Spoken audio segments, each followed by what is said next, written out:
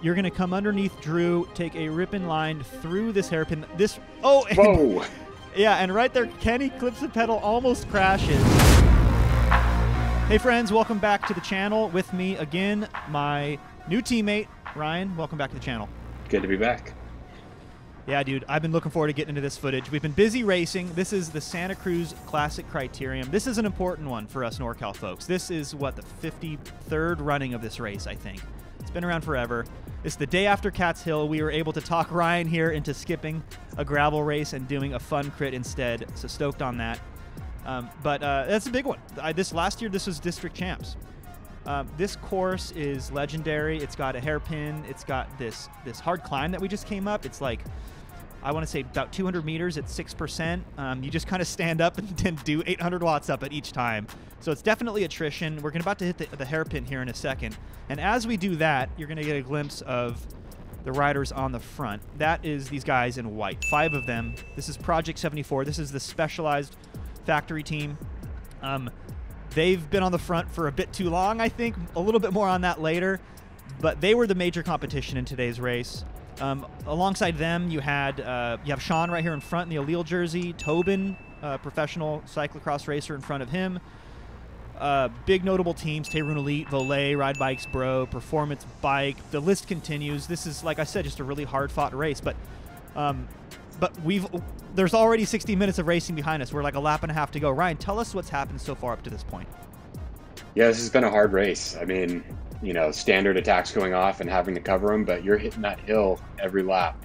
You know, it's 800, 1,000 watts to get up that thing, and there's a headwind coming down the front straight. So Project 74, Mike's Bikes, and others just punching each other in the face for 20, 30 laps. Yeah, and this makes everybody tired. This makes the end of the race really interesting. The dynamic changes a little bit. It's not like we're at the Boise Twilight Crit and it's a flat 4-corner and you have Legion on the front, you know, ripping 32 miles an hour. It's a bit different than that. So you don't necessarily have to be like right on the coattails of their sprinter. And that's kind of a hard-fought position. Good thing you have RJ in front of you right here with bandages on his arm. He's like a gladiator right here. He crashed the day before. He's back out lending a hand here in the last couple of laps of this race. But Ryan, you're the chosen sprinter in this case, right? That's right, but Project 74 took control of the race and really had the front covered. So just trying to hang on the wheels here coming into 1 to go. Yeah, there's going to be an important moment here, if I remember correctly. Yeah, here it is. You're going to come underneath Drew, take a ripping line through this hairpin. Whoa! Yeah, and right there, Kenny clips the pedal, almost crashes. And look at this. I mean, Project 74 still has, what, 4 riders, I think, in their lead out with less than 1K to go. Like, I don't know. This doesn't seem right to me. I feel like they should be keeping things a little bit faster and shedding riders a little bit more quickly. But hey, man, you got a front row seat. This is exactly where I would want to be, right on the end of their lead out. This is like the perfect position because you know they're going to keep it fast, keep it together, keep it safe for their sprinter Sam in front of you, who has the red, white, and blue stripes on his jersey for a reason because, yeah, video on the channel. We won that last year. But all of a sudden, it just falls apart. I don't really understand. The lead out just completely implodes, and I think they just took it up too soon because now you have, like, Miles taking it up on the front here, kind of chasing down his teammate for a moment there. But again, like, you're just in wonderful position, Ryan, and when he steps on it up this hill, you're right there and match the power, and you're benefiting from this draft, which, remember, it's into a headwind. So this looks great. You put your head down and you leave him for dead, man, and you really just take it down. Like, that simple. I just spoke through the entire lead out. I want to go back. That's my perspective as an outsider looking in. I want to go back one more time, Ryan, if you don't mind. I want to get your perspective as how these last couple of laps went down. Yeah, let's take a look. I'm on the Stars and Stripes here, end of the P74 train, looking like a garden variety vanilla sprint, run up the hill, and then all of a sudden something gets weird.